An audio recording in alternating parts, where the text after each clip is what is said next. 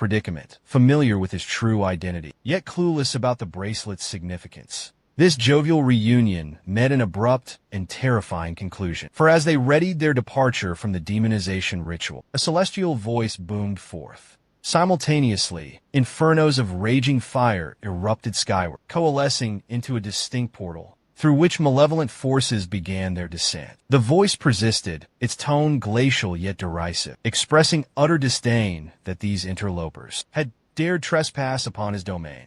In certain instances, one might be tempted to sympathize with the voice. Erna possessed an acute sense for impending peril, having foreseen this threat upon arrival. A premonition even acknowledged by the voice. The unknown orator's lexicon drew heavily from culinary vernacular, continuously referring to his unwelcome guests as Mord and his entourage have abruptly and zealously opted to curtail their stay, forsaking the meticulously prepared dinner that awaited them. Now, they must at least observe the appropriate farewell rituals. As it happens, the voice emanates from a denizen of the infernal realm known as Rotis. This clarifies the immense scale of the Legion at his command. Over 2,000 formidable troops, with numerous demons whose power transcends that of a lord, swarming in all directions. Among them, a Viscount-level succubus hovers menacingly above the fray, poised to seize any opportunity for a devastating strike. Erna proposes a strategic breach in a specific direction, observing the foe's deliberate weakening of the western flank compared to the heavily fortified east. She deduces that their escape route lies to the south. She surmises that the other avenues are nothing more than cunningly laid traps for the unsuspecting. The remaining paths are clearly perilous snares for the unwary. Both she and Mord, in perfect synchronicity, unleash their divine blood, transforming into their formidable empowered states. They brace themselves to force a passage through the enemy ranks. Another challenge arises, deciphering the enemy's multifaceted strategy. Erna and Mord together determine that a southern breach offers the most secure path to salvation. The colossal demonic legion surges towards the meager human contingent. Yet, the Burnous warriors advance with unwavering ferocity, assessing their adversaries for a strategic withdrawal. A warrior-class baronet and a mage-class baronet emerge from the enemy ranks. Lord elects to engage the mage, while Erna targets the warrior. The remaining warriors are designated to dispatch the lesser foes. Erna confronts the baronet, luring the demon into a false sense of superiority. She effortlessly parries his formidable strike, recovering her strength, before unleashing an aura-infused wind chasm attack. The baronet is momentarily paralyzed. This fleeting vulnerability allows Erna to deliver a crushing blow, launching him skyward. He retaliates with a desperate wild blaze assault, unaware that his opponent is a seasoned Burnous veteran.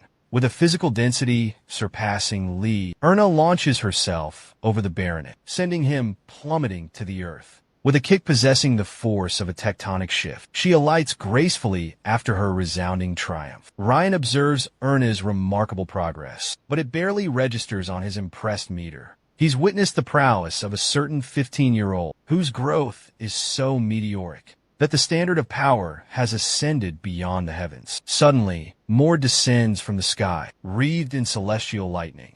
With a single, decisive blow, he obliterates the mage-type baron, concluding the fight as swiftly as it began. Everyone gazes in astonishment at the awe-inspiring victory, a beacon of hope. Their leader has just vanquished a formidable foe. This ignites a renewed vigor within Mord's unit, instilling the necessary impetus to persevere through the battle without succumbing to terror. Kel Ryan and the remaining forces decimate the demonic legion with each stride, recognizing the adversaries as mere expendable pawns, deployed en masse to instill fear.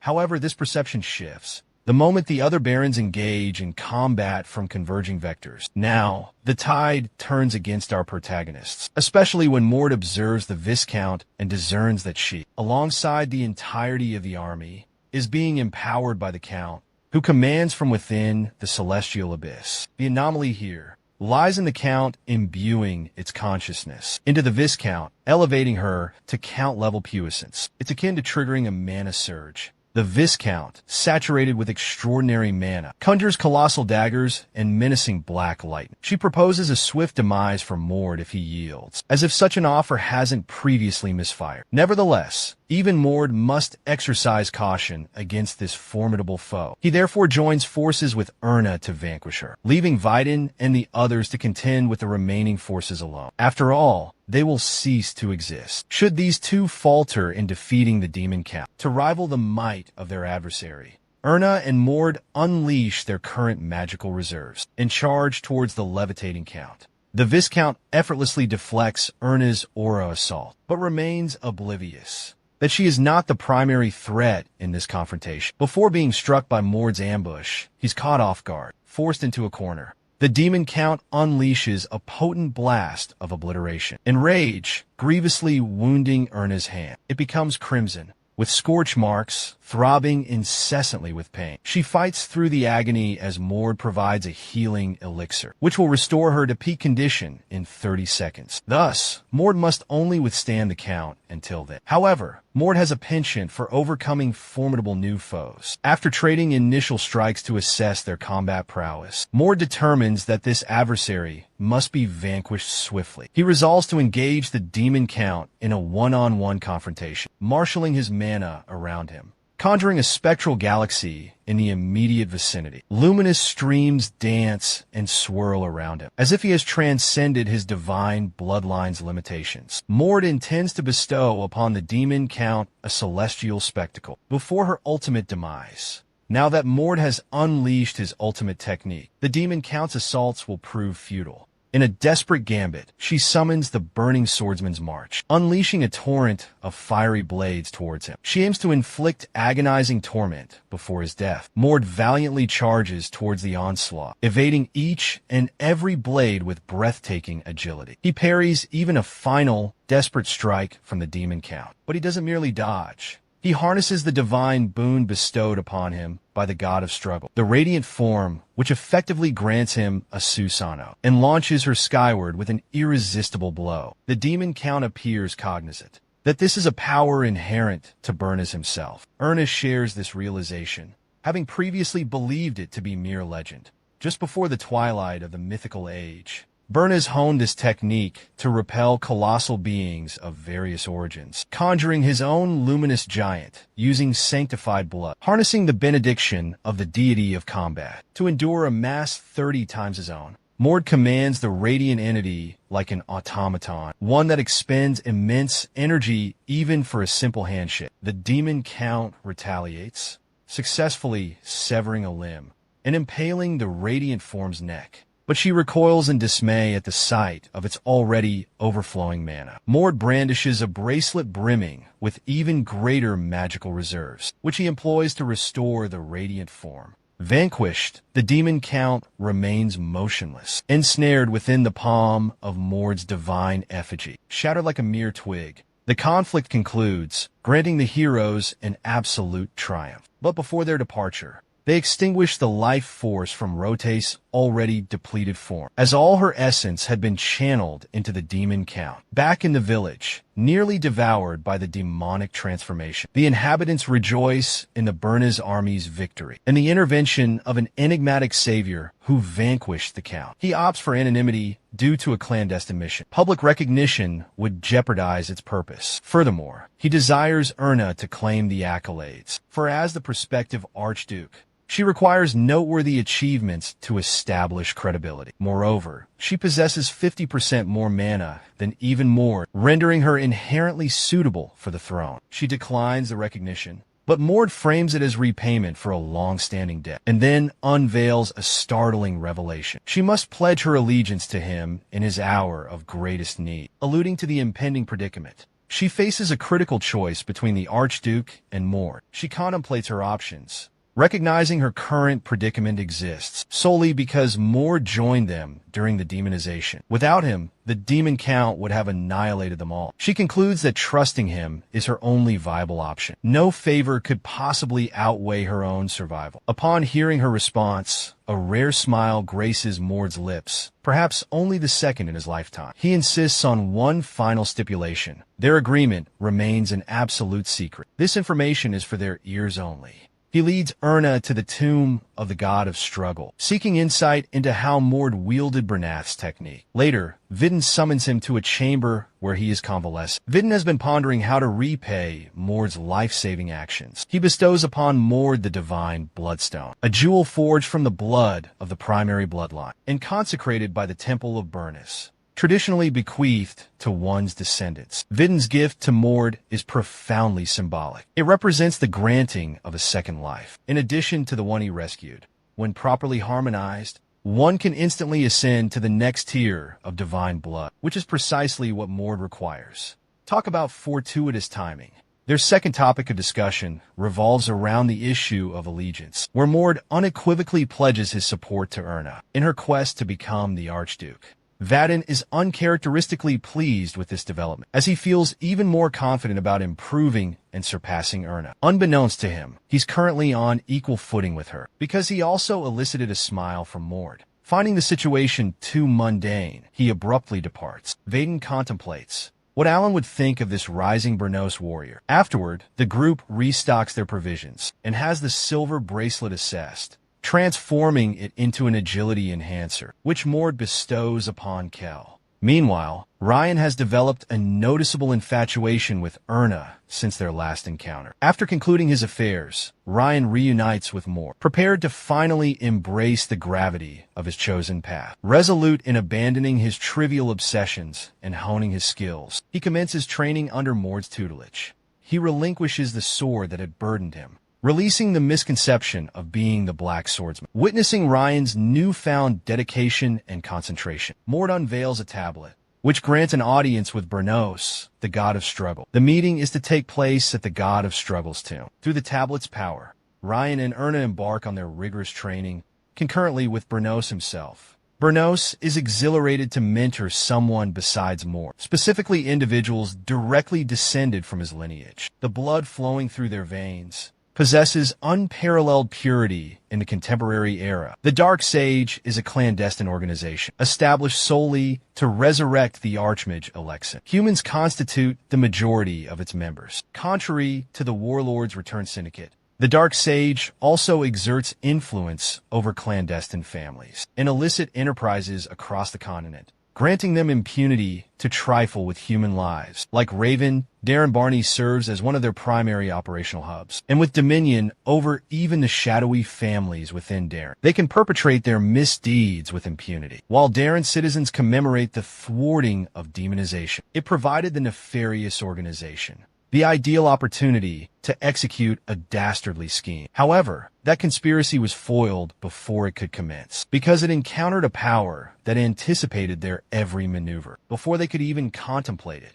Indeed, the valiant hero, Mord, and his companions discovered them effortlessly decimating the entire clandestine family and seizing the left hand of the Dark Sage. He is one of the 12 high-ranking officials within the organization, with the top 3 designated as the mouth of the Sage, the right hand of the Sage, and the left hand of the Sage, and each one possesses a fragment of the world, as these shards hold the key to Alexin's resurrection. According to historical accounts, the Dark Sage amassed the necessary world fragments and successfully resurrected Alexin 2 years hence from the present timeline. However, naturally, he was vanquished by Aiden, surrendering the world fragments on a silver platter, an act that ultimately led to global catastrophe. Now, Mord has taken it upon himself to prevent this world from succumbing to such a self-serving demise by eradicating such vile individuals before they can contribute to the planet's annihilation. Yet, he doesn't want to spoil the entertainment,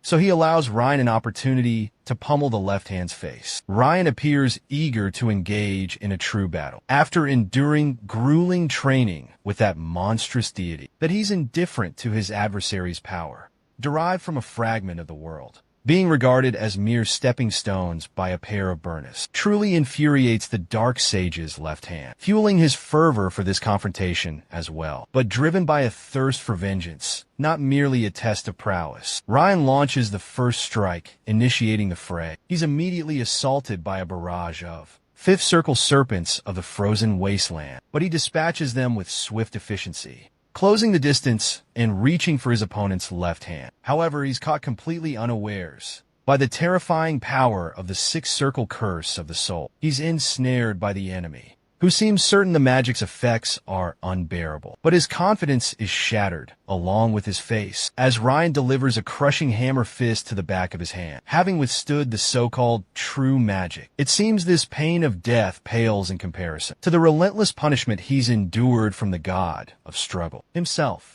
This is especially true considering his recent brutalization over 200 times at the hands of the berserk god, Mord. He congratulates Ryan, now wielding the very form of the war god. But as they share a fleeting respite, a lackey of the Shadow Sage spies upon them from the shadows, utterly astonished that one of the supreme triad was vanquished. With such ease, seizing this perceived opportunity, he plots his escape, believing he has a chance now that his underlings have absconded with the vital documents. The minion takes a single, tentative step forward, only to find himself confronted with a dagger pressed against his throat, wielded by a volatile half-elf. Kill.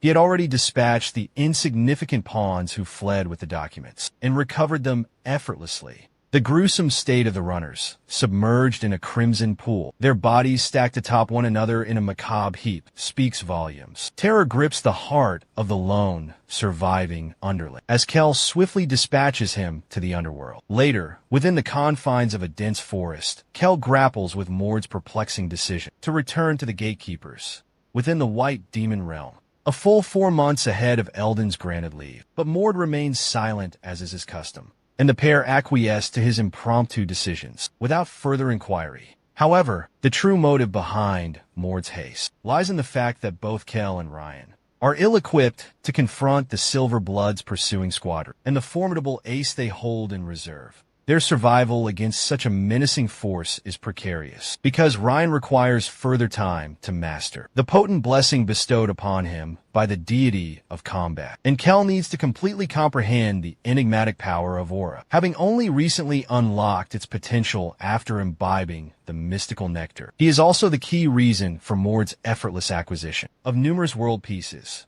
with Ryan serving as a supportive companion, occasionally delivering crucial victories. The trio embark upon their expedition towards the formidable White Demon Dominion. The Silver Blood pursuit contingent, alerted by their clandestine informants, devise a plan to ambush our protagonists en route, anticipating a trifling and entertaining diversion. Perhaps the most clueless pursuers in the narrative thus far, believing anything short of the divine Burnus himself could even phase Mord, while sprinting through the expansive forest. Mord briefs Cal and Rio regarding the Silver Blood pursuit squad on their trail, as he expounds on the inevitability of this confrontation. Also, den Crimson Lightning Bolt, a vibrant scarlet beam, descends before them. Emerging from the light is the leader of the pursuit. But before he can deliver his sardonic, villainous monologue, Mord lunges towards his face and unleashes a punch to conclude this tiresome chase. In an instant, the Shatter Mirage, typically a one-hit knockout, is effortlessly deflected with a wave of the pursuit leader's hand. This astounds even Mord himself, prompting him to contemplate whether it was a unique aptitude of the individual or the effect of some concealed item. The pursuit leader attempts to distract Mord with another sarcastic remark, but is ignored once more as Mord detects the numerous concealed assassins that are practically radiating murderous intent. Irritated, the chase leader immediately cuts to the chase, revealing his presence. But Mord preempts even that by disclosing the leader's affiliation with the 4th echelon of the Silver Blood's high command. He alludes to cryptic titles, 24 Hours of White Silver, or the 16 Steps of the Sky, knowing the leader wouldn't divulge such classified information. Infuriated by Mord's knowledge, the chase leader demands to know how Mord possesses such extensive intelligence about him. Calmly, Mord reminds him that this is their 3rd encounter, implying previous clashes with Silver Blood are the source of his insight. The chase leader, threatened by Mord's knowledge, resolves to eliminate him. But Mord remains unimpressed, scoffing at the paltry size of the pursuing force, a mere 27 individuals likely struggling to keep pace with him. The enemy exudes confidence in their ability to apprehend Mord, boasting about Kell and Ryan, reinforced by 5 Divine Bloods and mid-level officers. This creates unfavorable odds, 9 adversaries against the 3 heroes, a precarious predicament irrespective of their individual combat skills. Therefore, Mord and his companions cannot succumb to anxiety when confronted with this challenge.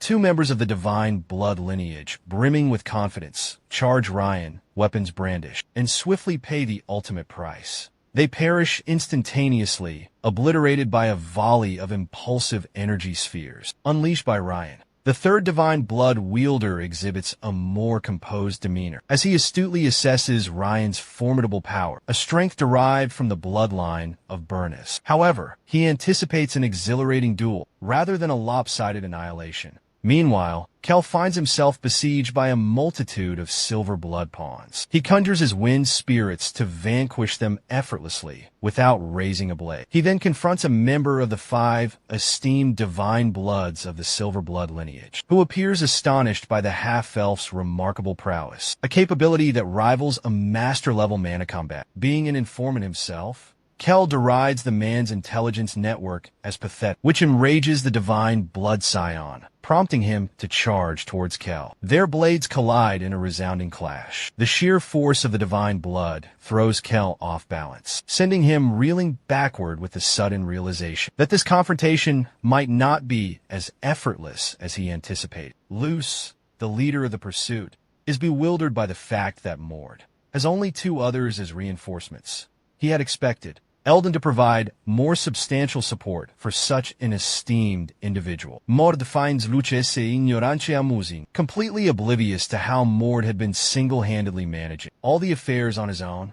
He enlightens the clueless pursuit leader, revealing that Luce should have launched a full-scale assault from the very beginning, because at this juncture, this meager contingent from the 24 hours of white silver is woefully insufficient to contend with the adversaries he has already vanquished. Enraged by the blatant condescension, Luce unleashes his blazing mana, drawn from the ancestral bloodline of the Regan gods, deities of lakes and tranquility, and readies himself to vanquish Mord right here and now. He brandishes his blade and vaunts his lakeside combat advantage, compelling Mord to strategize